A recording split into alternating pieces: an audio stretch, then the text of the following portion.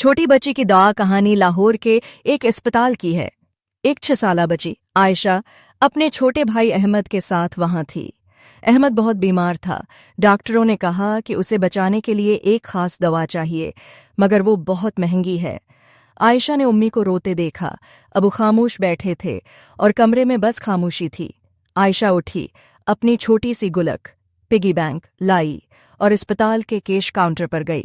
Nurse نے ہنستے ہوئے کہا، بیٹا کیا چاہیے؟ عائشہ بولی، میرے بھائی کے لیے دعا خریدنی ہے۔ نرس حیران ہوئی۔ دعا؟ عائشہ نے گلک آگے بڑھا کر کہا، امی کہتی ہیں صرف دعا ہی بچا سکتی ہے، تو میں اپنی ساری جمع پونجی دے دیتی ہوں۔ وہاں موجود ڈاکٹر کی آنکھوں میں آنسو آ گئے۔ اسی وقت ایک خیر خواہ جو پاس کھڑا تھا اس منظر کو دیکھ کر بولا، میں یہ دعا لے کر دوں گا، تمہاری دعا قبول ہو گئی ہے بیٹا۔ کچھ دنوں بعد احمد بالکل ٹھیک ہو گیا۔ امی نے عائشہ سے کہا، تمہاری دعا اور ایمان نے ہمیں بچا لیا۔